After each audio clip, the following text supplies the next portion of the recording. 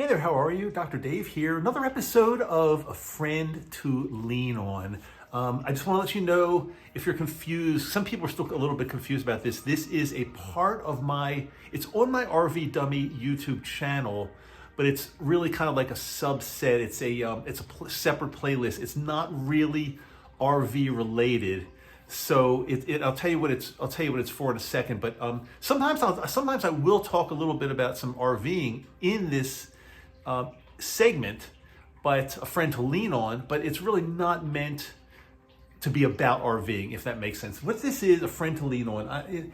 I've learned over, well, not even just through the pandemic, but over the past many years, many of us in our lives can be really good, but they can also be tough on the other hand. And sometimes we just need somebody that we can talk to, somebody that can listen to us. And even though this is just a video and it's not really interactive, you can play this while I'm in your living room on your device.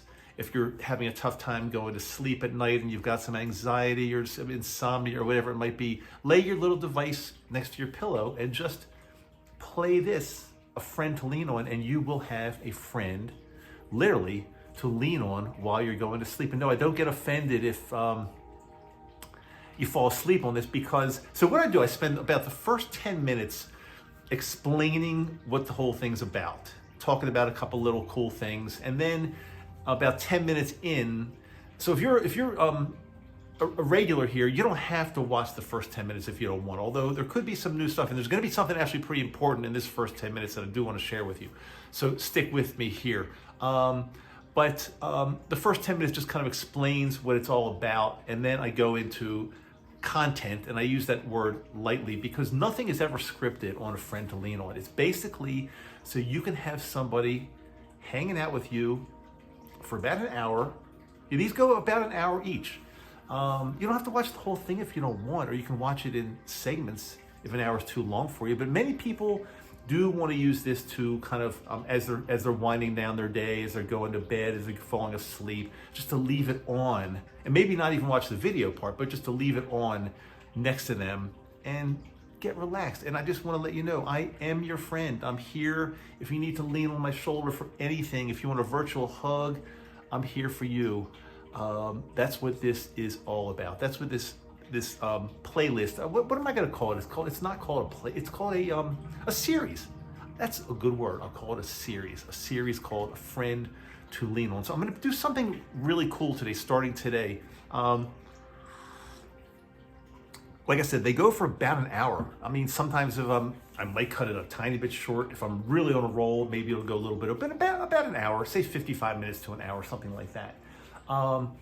And to have some fun, what I'm going to do, I did this a little bit last time, but I didn't really make a big deal out of it.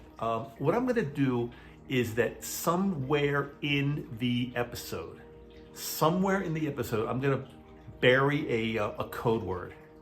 So you got to watch it, and I don't know, it might be 30 minutes into it. I'm just saying, I don't even know myself right now where it's going to be, but I'm going to bury it in. I'm going to say, okay, here is today's code word. And what I want you to do, if you watch it to that point, I hope you watch the whole thing, because I got some really cool things I want to share with you today, and I'll tell you about that in a second. But when I get to the part where there's a code word, I'm going to say, okay, here's today's code word. Go ahead and write this code word that you heard this in the comments. And then what I'll do is the next episode of A Friend to Lean On, I will read off everybody's name that sent me the code word. Now, you got to do it in the comments. Don't send me a separate email. Don't send me a separate thing on Facebook or whatever. It's got to be in the actual comments on this video, so I will have a place that I can easily find them. Otherwise, if they're scattered all over the place, it's going to be very difficult to find them. So that's going to be kind of fun. I'm going to give you a code word sometime in today's episode, and we'll see if we can have some fun with that. Now, who knows how many people are going to actually get to the point where they hear the code word. I'm not going to write it. I'm not going to have like a little subtitle writing, because then it's very easy for you to cheat and fast forward until you just see that little thing. So I'm going to say it.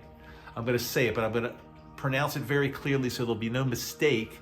And then again, all you have to do is say, Dave, code word, and I'll know that you heard the code word, and then we'll make a big deal out of it. We will thank you in the next episode. Now, before we get going, by the way, I'll tell you about the tea I'm drinking. It's a special tea, which I want to share with you in a few minutes. But before we get going, two things that I always start off with. If you are not a subscriber to my newsletter yet, Dave Discovers, I invite you to subscribe. It comes out twice a month by email. I've got some great stuff. It's written by me and just some really good, inspirational, motivational stuff called Dave Discovers. The way to get there, very easy. Go to join.davidmatto.com. Very easy. All you have to do is give me your first name and your email address, and you're good to go.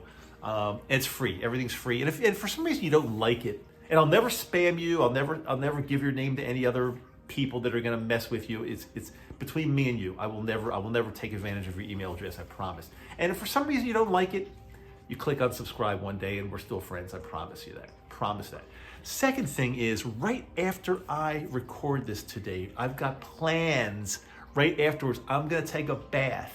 I take a hot bath every day, and so does Yoko. We love hot baths. Yoko being from Japan, it's part of her culture, and I learned a lot of that culture visiting Japan many times. They've got these hot springs that are just unbelievable, and they're healthy, and they're just invigorating. And so we try to take a bath here, a hot bath here every day. We don't have a like a true big jacuzzi or anything like that, but we just do it in a regular bathtub. But the secret is we use a special kind of soap that Yoko has recently developed. It's called Yoko's Salt Lake Soap. And oh my God, if you have not experienced this soap yet, it makes the whole bath experience. Now you can use it in a shower also. You can use it just at the sink to wash your face too. It's the most beautiful feeling, tingly, cleansing soap I've ever experienced in my life. We've recently developed this. It's called Yoko's Salt Lake Soap. It's made from activated charcoal particles as well as peppermint. Imagine the two of those together, what that feels like on your skin. It's like a whole new experience in taking a bath, taking a shower. It will make your day absolutely wonderful.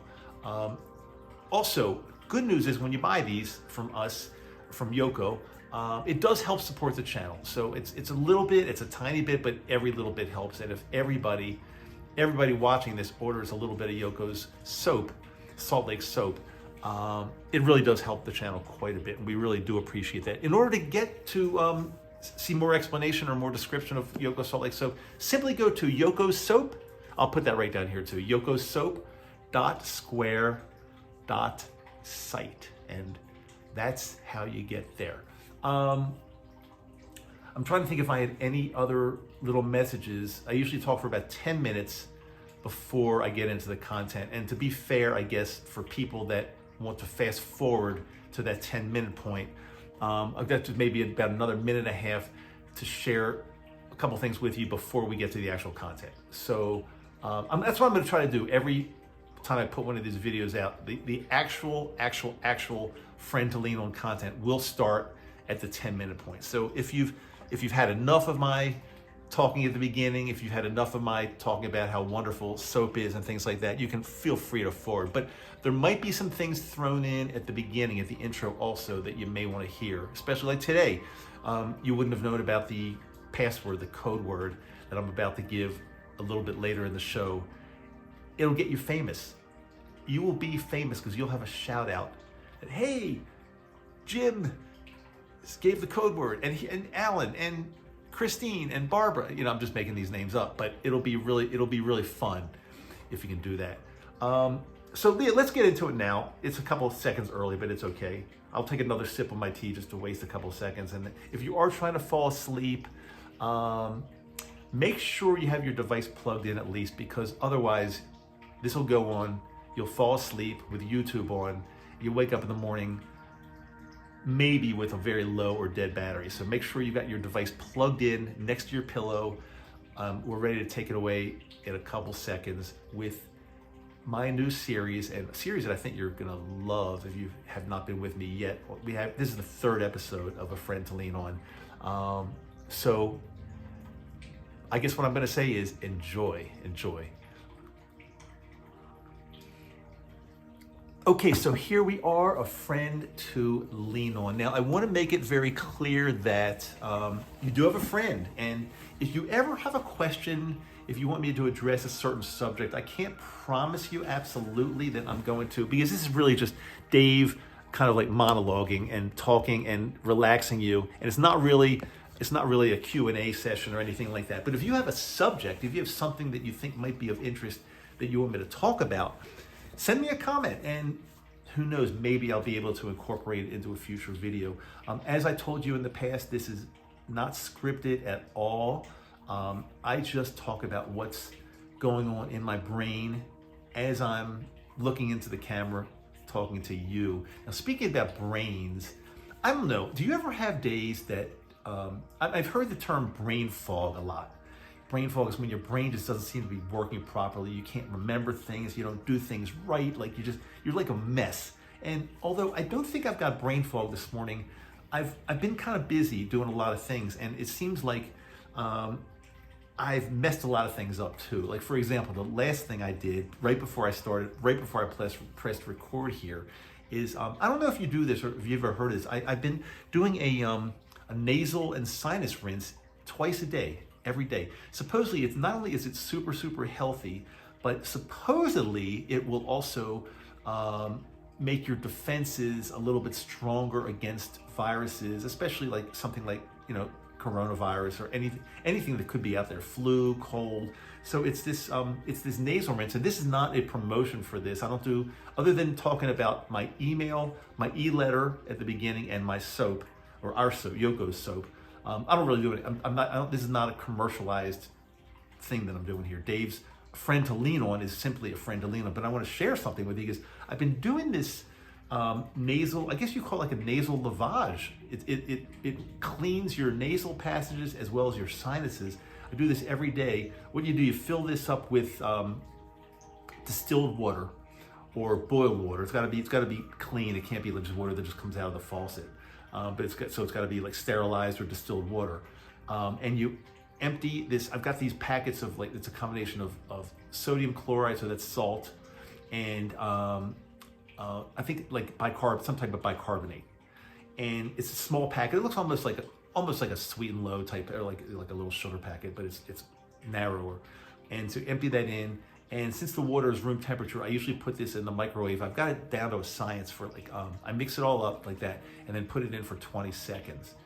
And then I do the nasal lavage. And it's really easy to do. You lean over the sink and you breathe and you spray this in, and it streams in, and then it comes out your other nostril. It sounds really weird and gross, but it's really a really great cleansing feeling. And it also comes out of your mouth. So it goes in, comes out of like other passages, like your other nostril and your mouth as you're breathing. It's very cool. And if you've got a cold, or if you've got like mucus, you can see like junk coming out. Now, mine always comes out clear because I'm not congested or anything. I don't have any kind of cold or, mucusy stuff like that or anything like that right now, at least. But getting back to the brain fog, I must be like not really concentrated or not thinking this morning. So I went to do this just before, and my sinuses started burning. And I'm thinking, did I leave it in the microwave too long? Or did I do it once and then I didn't realize I did it and I heated it again? And I'm so stupid, I didn't really test it. I didn't put my finger in to see how the temperature of the water, and it burnt have you ever had a burnt sinus? It hurt. So I immediately aborted, stopped, filled it up again, put the salt water in and the bicarbonate, and I'm gonna just let it sit here for a little while and make sure it's the right temperature, because burning sinuses is not really that comfortable, and I'm assuming it's probably not that healthy either. I don't know if I'm gonna have scarred sinuses. Luckily, it was only this one, and then I felt it. It was so hot, I stopped. So I don't think it did any kind of permanent damage, but for a good 60 seconds, I felt weird. It felt bizarre. So I'm gonna do this after the show and not before. But getting back to the brain fog, I was just doing other things around the house, and it just seems like I wasn't doing things right. I don't, it's hard to explain exactly, but I don't think it's brain fog. Brain fog is more of a serious thing when you've got something going on, but maybe you've got a lot of inflammation in your body, which goes to your brain. And I do hear a lot of people, especially around people that get COVID.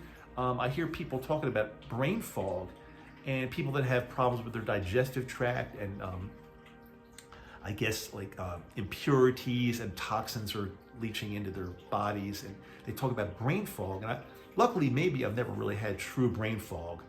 Or maybe I have. Maybe I've got brain fog every day and I don't even know it. Maybe I've got brain fog right now as I'm talking to you. But if I had brain fog, true brain fog, I probably couldn't hold an hour conversation.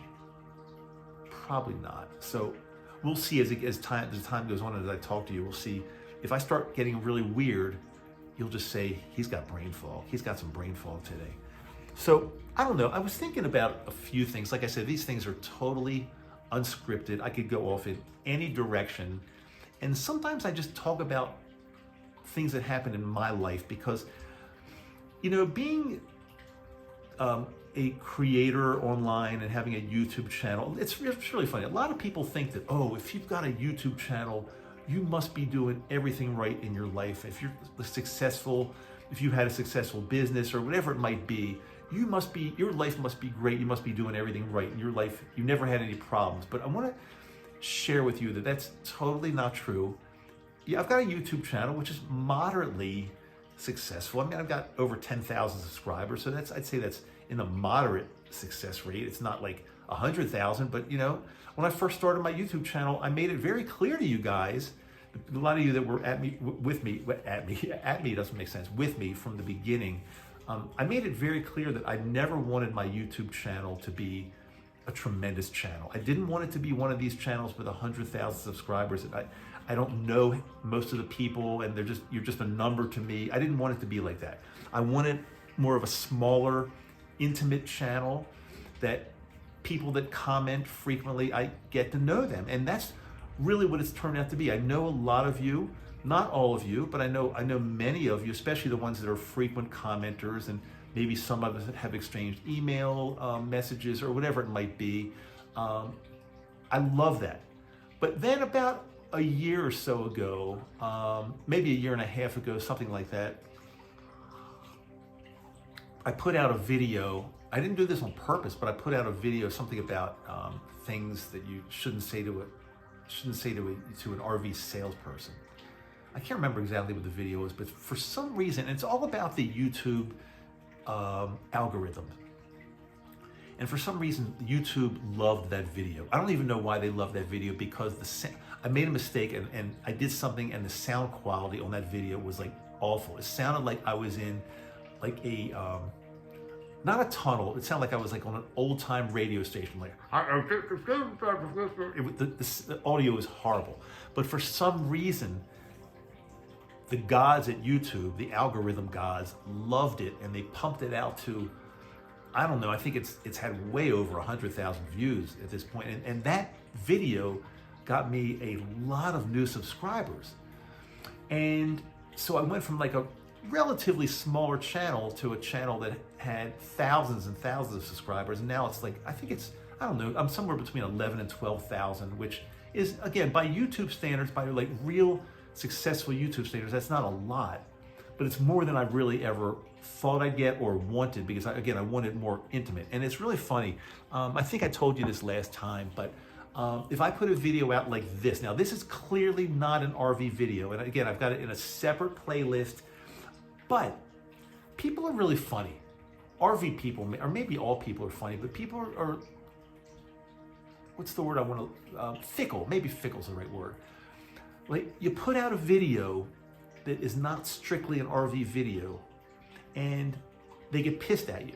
And sometimes you get dirty comments, and sometimes I see some people unsubscribe because I'm trying to help some people out by doing this series called A Friend to Lean On. Some of the RV people get really upset because this is not about RVs. I want to know more about how to get into a campground and how to connect my this and that and how to fix this. I want to know about that. Well, yeah, I teach about that as well, and I have a lot of really good ideas and a lot of really good RV videos that are going to be coming out as we speak.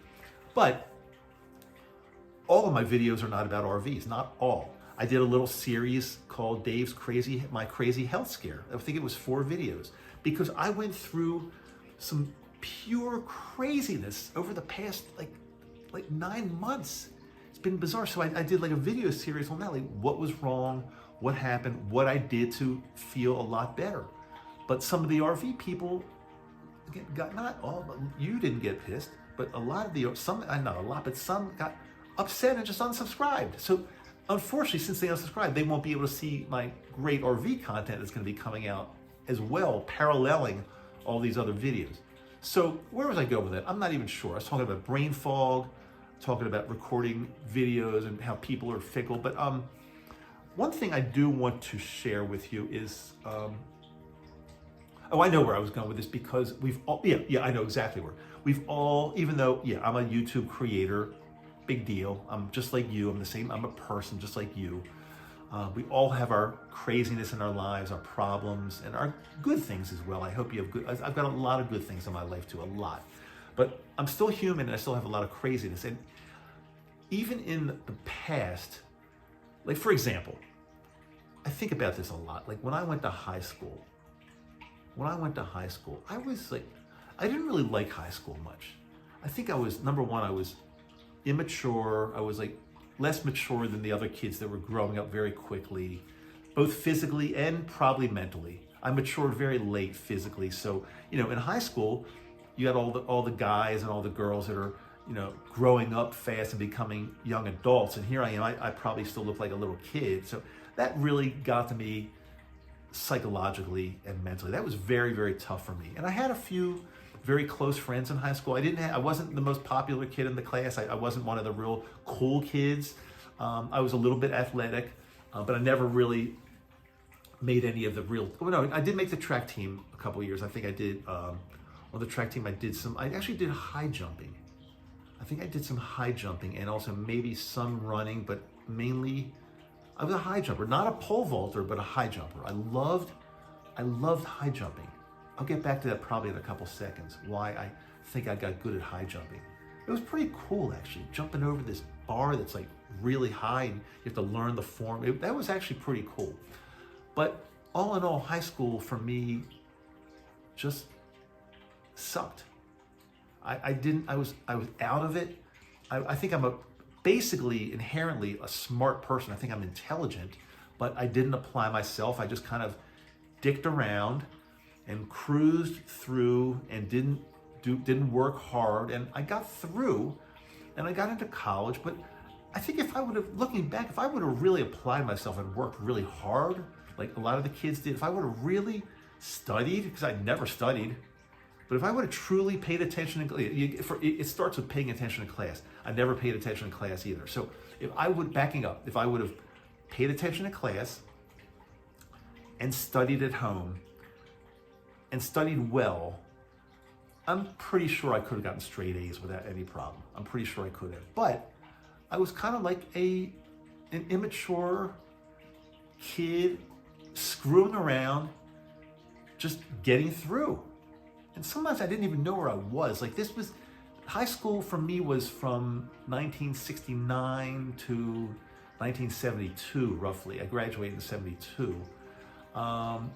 And so you got to remember, these were the days of rock and roll, drugs, peace, love, the summer of love, all the Grateful Dead. This is the hippie, kind of the hippie generation for sure. Now, I wasn't a hippie, and the hippie generation might have started a little bit before. I was a little bit young to be like a true hippie, but I know what I was going to say about this. So as far as like the hippiness and the high school thing, a lot of my weekends were spent basically smoking some marijuana with my good friend, either Mark or Jay. Those are like my two best friends that I'd always smoke marijuana with on the weekends. And my parents were clueless. They didn't really know.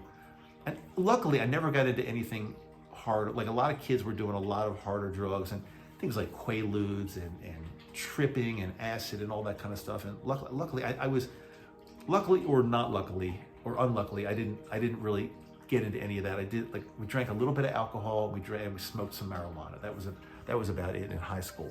But do you know where I smoked marijuana for the first time? This is really a bizarre story. So my parents, starting at about age 12, so it's me and two brothers. I'm the oldest. I have two younger brothers.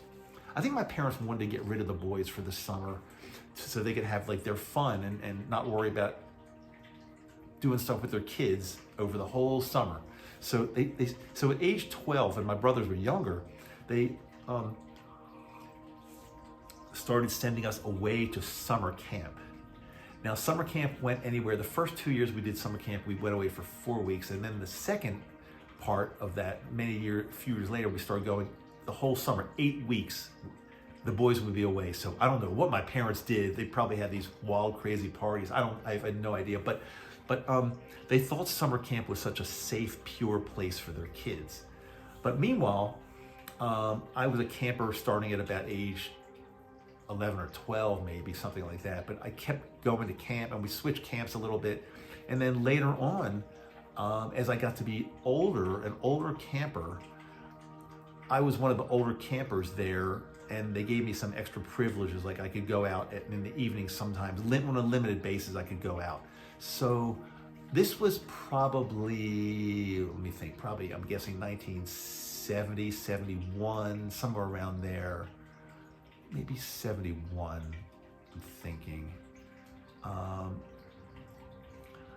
I was interested because the older people were all starting to use marijuana, and I was really into music and really good music, like back then, like Jimi Hendrix and the Doors, and of course the Beatles and the Who, and it was it was psychedelic music was really popular then, and so I knew that marijuana was a pretty big thing, and I had no idea what to do, where to get it. But one of the counselors at camp, somehow we got together, and he was able to get me some marijuana to try for the very first time. I think I was probably 16.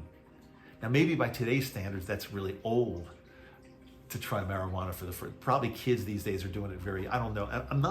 I'm not advocating marijuana right now. I'm just telling you about my history. Okay, so I'm not saying you need to go out and smoke marijuana. And anyway, I'm anti-smoke these days. I don't believe in inhaling combustible fumes into your lungs. I think there's nothing good about that. It can't do you any good. And I was never a cigarette smoker. Like, never in my life. I think in my life I smoked one cigarette in my entire life just to experiment. And it was probably also at the same camp.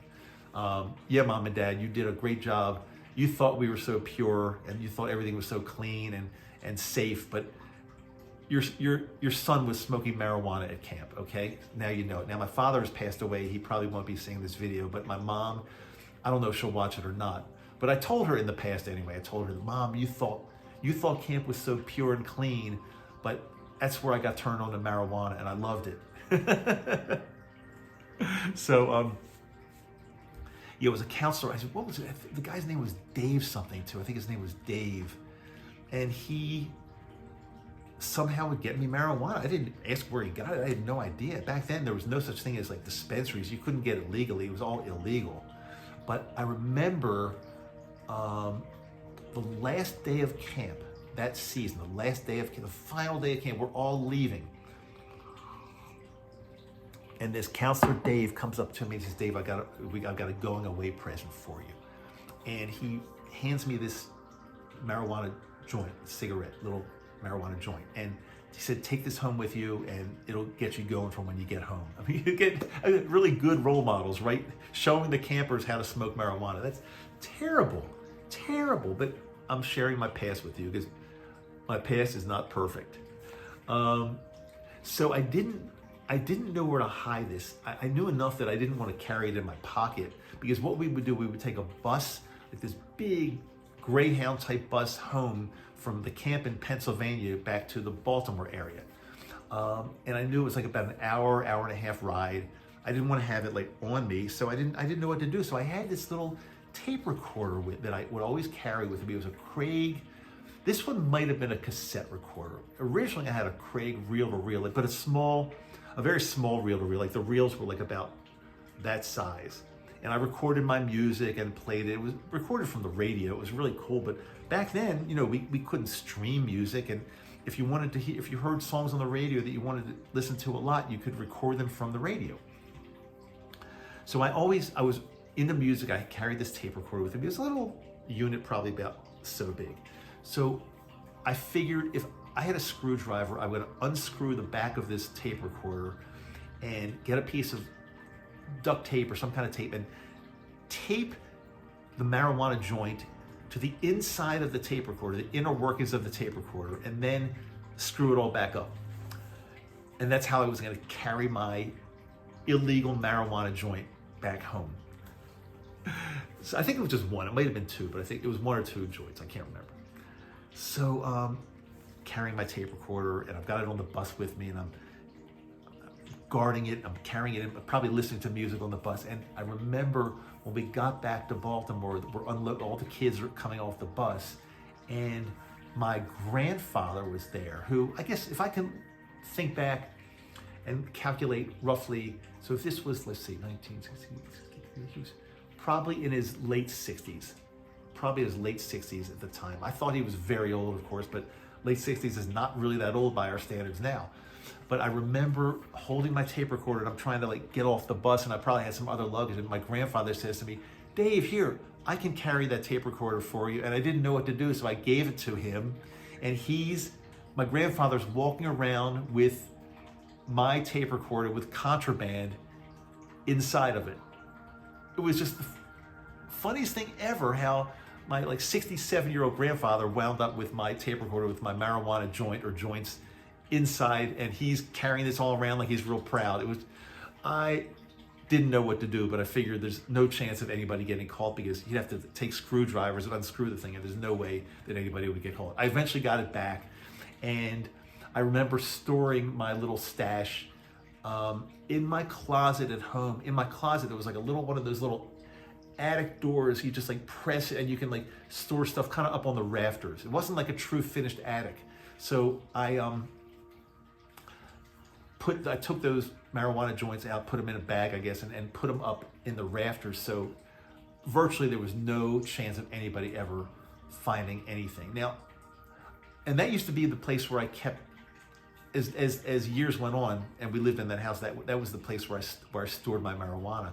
And to this day, I don't even remember, once we moved out of that house, if I remembered to get that out of there, because the new owner would have had a good finding, a treasure chest of marijuana.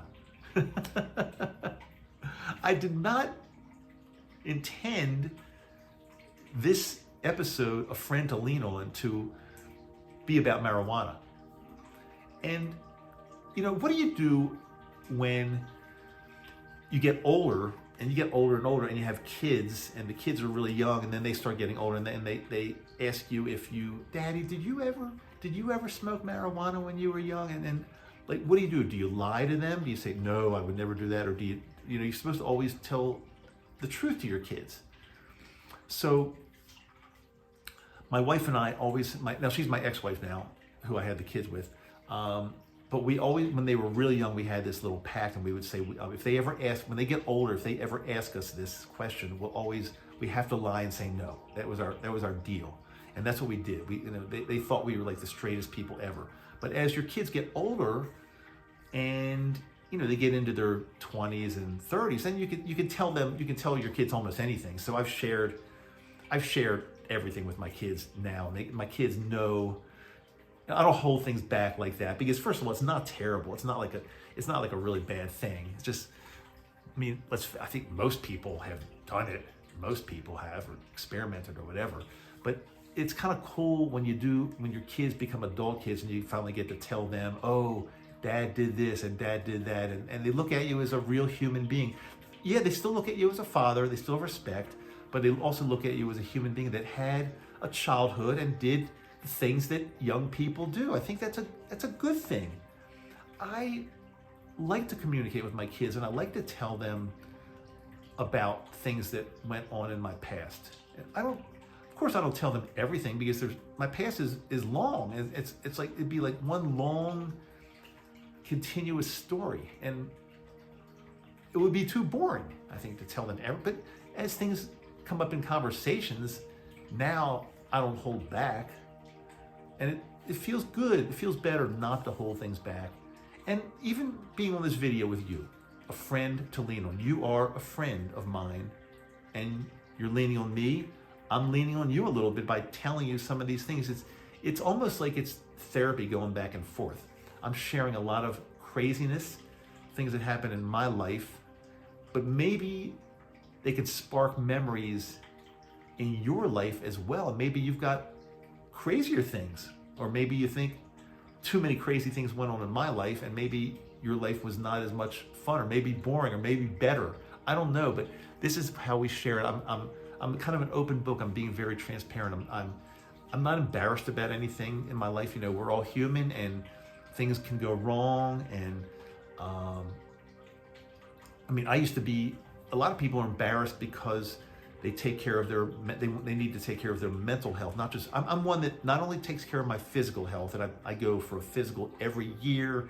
And you know, in my series that I did, my crazy health scare, I shared a lot about my physical health, but there's also nothing wrong with sharing about mental health, because mental health is every bit as important as physical health. And if you're mentally not in a good place, you need to figure out why, and what can you do about it, and what can you do to get into that place where you want to be. I have no problem admitting that I have seen therapists over the years. Maybe I should have seen therapists a lot more. The first time I ever really saw a therapist was when I got divorced back in the year 2000, 2001, somewhere around there. And I was a mess. I was like a tremendous mess. And I sought out therapy from a psychiatrist, and she really helped me a lot. Talk therapy is really, really powerful. And she put me on a med for like a very short amount of time, because she just thought I needed something to calm me down. I was in a very bad place, and she put me on an antidepressant, anti-anxiety, which did help me. But then I felt I got to a point in my life where I overcame the real difficulty from my marriage, and I got off the antidepressant. But I'm not ashamed of it. Like I said, I go through the same kind of things you go through, probably. I will share something now that I probably haven't told too many people. It's just that it hasn't come up. It's not that I'm embarrassed about it, but I told you know about, I've been going through a lot of anxiety over a period of time. And I recently, when I say recently, about 6 weeks ago, asked my doctor if he would mind if I tried Lexapro. It's an SSRI. It's a serotonin, what's it called? SSRI, serotonin retake. Selective serotonin retake inhibitor. So what it does, the easiest way to explain it is it makes more serotonin, which is kind of like a happy chemical, more available in your bloodstream, to go to your brain. That's like the simplest way to explain it. And it's really helped a lot. I mean a lot. I'm not one that likes to take medication. I used to brag that I was a certain age and I'm on no meds. But you know something? If and when the time comes that you need medication for your health, there's nothing wrong with taking it, and there's nothing wrong with sharing it with others that maybe are in the same situation. Maybe they could be helped as well, because why would I keep it in? Why would I keep it private? It's not a disgrace. I mean, I know a lot of people that are on many different types of meds, and they share that with me, and it's okay. If you've got to be on a med, it's made to help you. It's there for a reason. Now, I wouldn't take medication just because it's medication and if I don't need it, but if there's something that you need, talk to your doc and figure it out, and it's possible it could help you. By the way, I promised I was going to share what kind of tea I was drinking, and it's not my green tea today. I'm drinking a hibiscus tea. Hibiscus tea. Now, I don't know if I shared this with you last time. I might have been drinking it last time as well, but it's hibiscus is an herb. Is it an herb? It's from a plant, of course, and it's herbal. So it's not caffeinated, and it is really, really good and healthy, relaxing to your circulation, your circulatory system, and your blood vessels. And one property it has is it can lower blood pressure. So I try to drink at least 1 to 2 cups of hibiscus tea per day, just for good circulation, good blood pressure. I like the taste of it. I can't say that I love the taste. It's not my absolute favorite tea. Probably still my favorite tasting tea is green tea or white tea. Green tea is like I just love the taste of green tea, and I've been drinking green tea for decades. But also the sleepy time tea, like the bedtime teas, they're herbal. A lot of them have like chamomile in them. They're really, really good too, and they've got a great taste. So I'm a tea person. I drink a tiny bit of coffee in the morning, but I don't really like the caffeine, but I love the taste of coffee. But I'm more of a tea person too.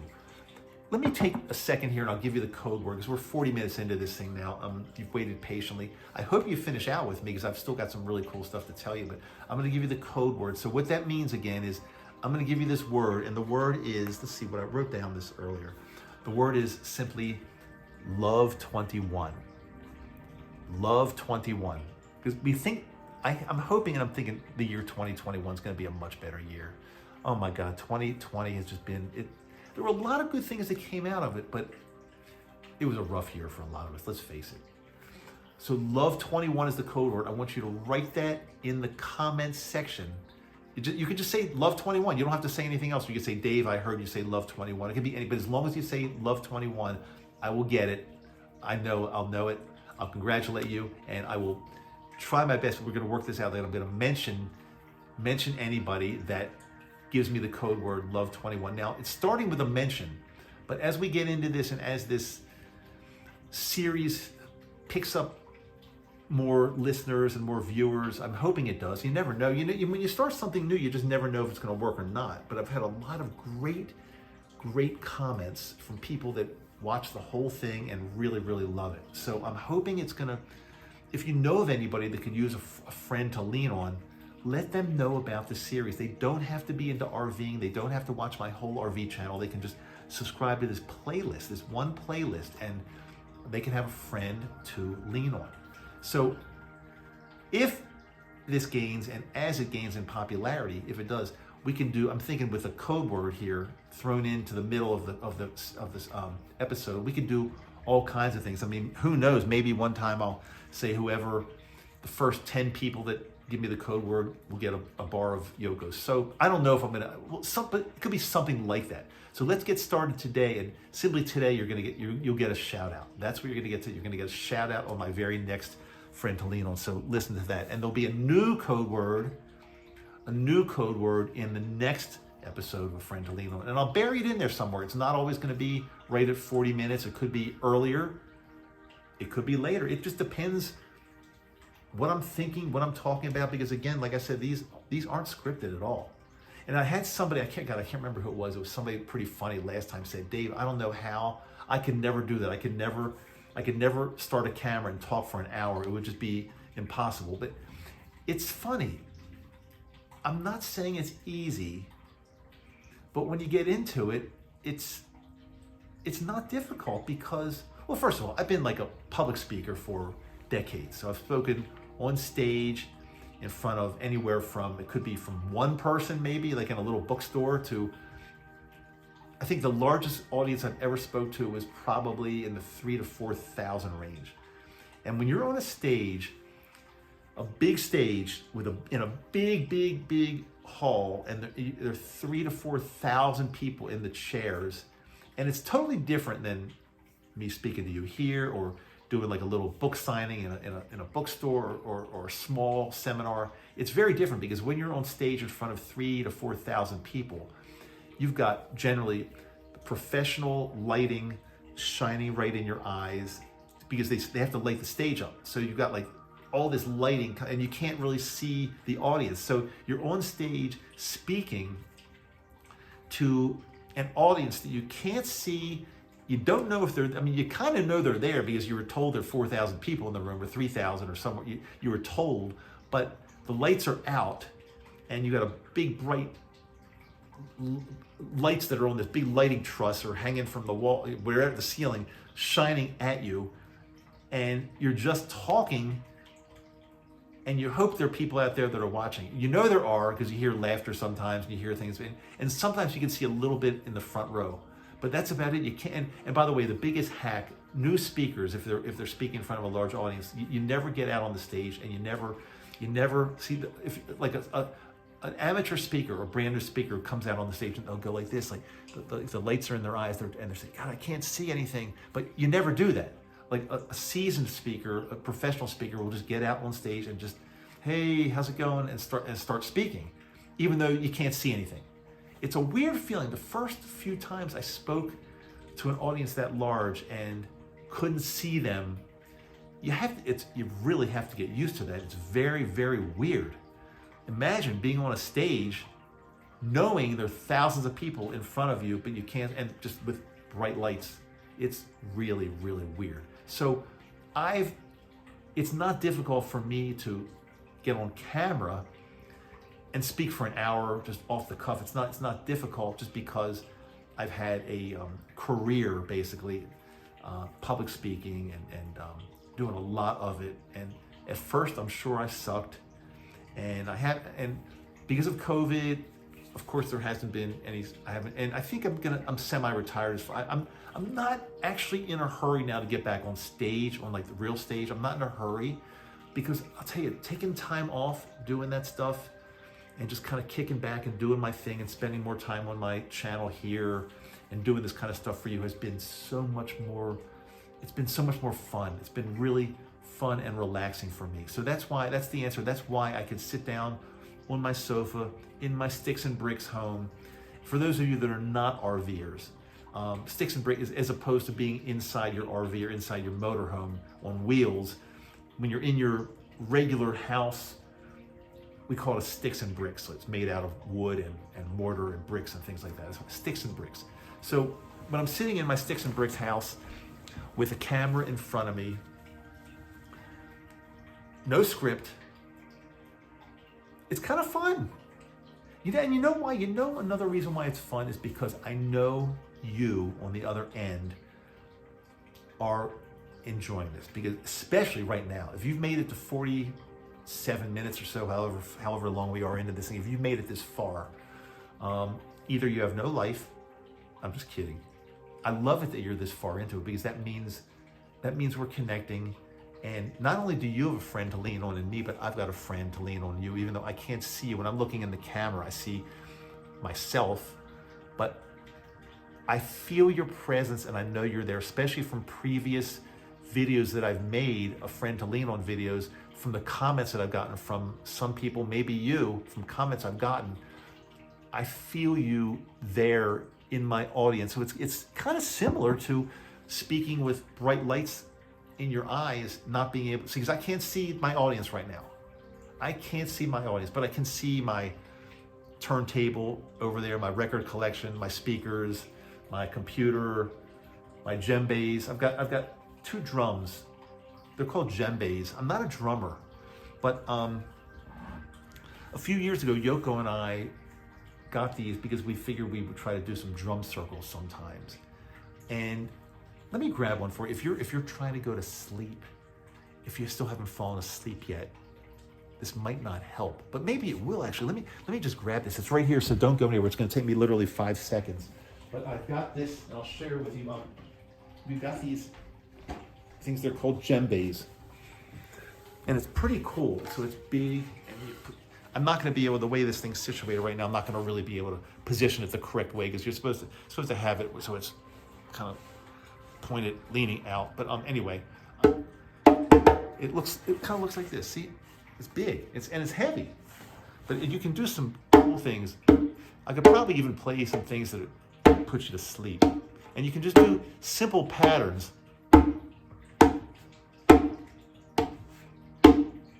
It's got distinct sounds. Now, it's not going to really be right because, again, I can't position it properly, but it's got like a bass, like, then it's got, you hit it on the edge more, it's like, so hear the difference? And then it's got like a slap. It's different. So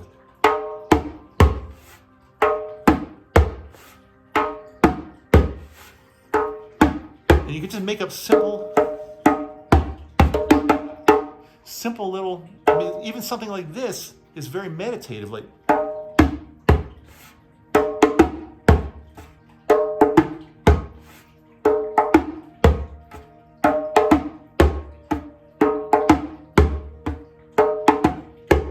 it's fun. And I've always been one that's been into meditation, yoga, breathing exercises, and sometimes like Yoko and I will just be sitting around the house and we'll say, let's just have like we'll do like our little drum circle, just the two of us. And so one of us will start like with a simple beat, like, and the other person will follow, then we'll go.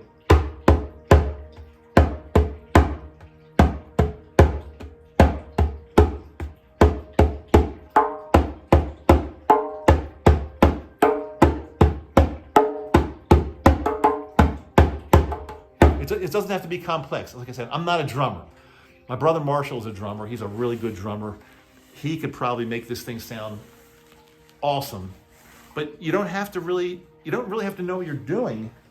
I mean, you can really learn very complex progressions. I don't think that's probably the right word, but I know there's a word paradiddle for drummers. I can't remember what that means. My brother being a drummer, I used to hear all these words, paradiddle, crazy thing. I don't know.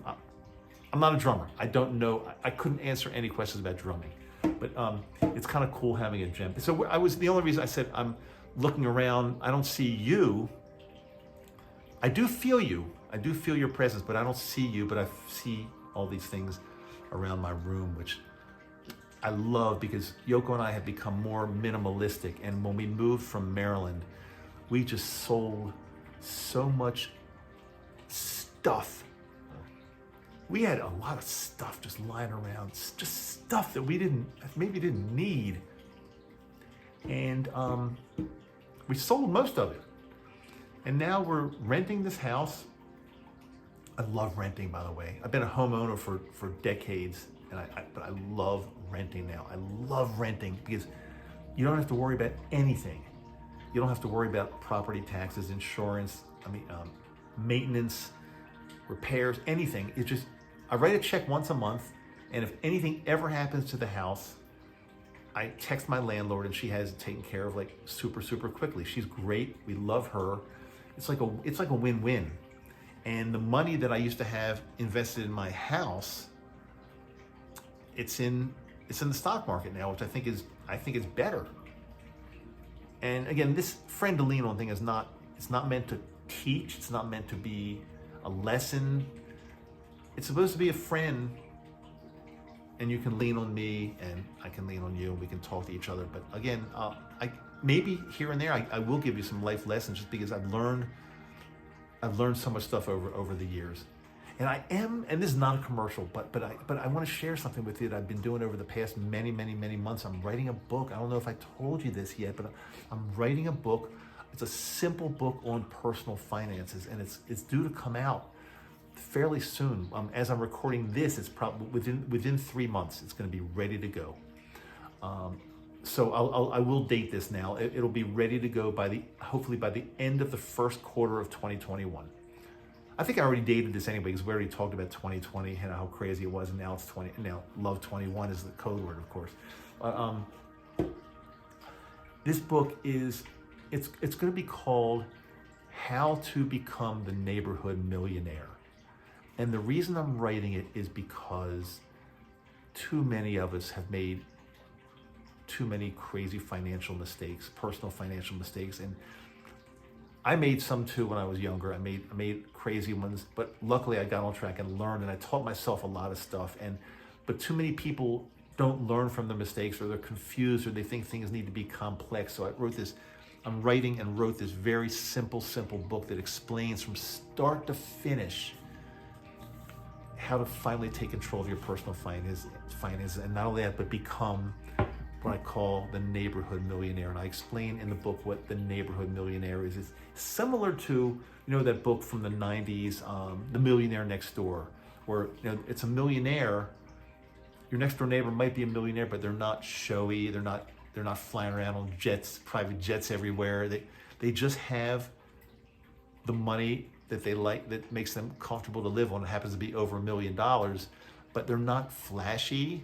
They're down to earth, regular people, but they are financially independent, financially comfortable, and there's no financial stress. That's what I want to teach, and that's why I wrote this book. And like I said, it'll be ready to go, ready on the shelves and on Amazon within 3 months, but by the end of the first quarter of this year. I'm really super excited about that. So stay tuned for more information on that. I started talking about my high school days. It led into marijuana, which led into maybe other crazier things. I've got so much more to share with you because, again, my life is like, sometimes I don't even know how I made it this far because it was just like super, super crazy, super weird. I have no problem admitting that I'm weird. I'm different. I like to be by myself a lot, but at the same time, I'd love to be with my wife Yoko. We've got a super, super relationship where we can either be doing things together, which we do a lot, or separately. Right now, as I'm recording this, she's up at Park City skiing. I told her I wanted to take the day off. I had some things I had to do today. She's up there skiing, having fun. I'm here working, doing this kind of stuff. But a lot of times we're together doing things together. So I don't even know why I started talking about that. I'm not even sure. Maybe because I just want to share that I'm a regular guy who likes to be alone sometimes, likes to be with my wife, likes to be with close friends. I'm very particular, but like I said, I don't have a million friends because if I have a friend, I want that friend to be somebody that I can talk to on a level where we understand each other and we share and we're honest and we give and take together equally, and we don't compete with each other, but we just really understand each other. And I've got some really super good friends that fit into that category, but I am weird when it comes to that because I just don't accept anybody that comes along as a friend. I've got to be careful because, first of all, I don't have the time. I don't have the time for hundreds of friends. I just don't. But I've got some really, really super good close friends that I've had as friends for like a long time, and we truly understand each other. I don't know if you do or you don't, and I used to have some fake friends during my first marriage. I had literally fake friends that weren't true friends. When you go through a divorce, you learn who your true friends are, and I learn these days that I don't want any fake friends. It's just life's too short. Life's too short. I got burnt with fake friends before. I don't wish them any harm. They're basically harmless. But I don't want to say they're harmless because I think to tell somebody that they're your friend, that you're their friend, and then they abandon you because they don't like the fact that you got divorced, that's not a true friend. So you are a true friend because you're watching me till the very end of this. That must mean you're a true friend. To put up with me, with my rants and my crazy stories and my life stories here on A Friend to Lean On, you truly have me, a friend to lean on. And I appreciate you sticking it out through this whole thing. I hope if you haven't fallen asleep yet, get working on that.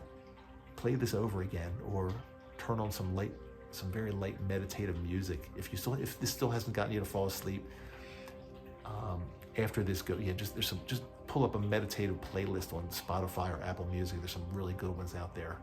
Maybe I'll share mine one time. I've got a great meditative playlist. It's fantastic on the whole Spotify. If you have Spotify, I'll share it with you next time if I remember. Until next time, I'm Dr. Dave. You could just call me David or Dave. Later in life, I started going by David more than Dave. I like David more, I think so. But you can call me anything. Because you know something, when we're friends can call each other anything. Call me Devi-chan. That's my Japanese nickname, Devi-chan. Call me anything. But until next time, I appreciate you being with me on A Friend to Lean On. Hope this helped you in some, even in some little way. Hope it helped you. See you next time.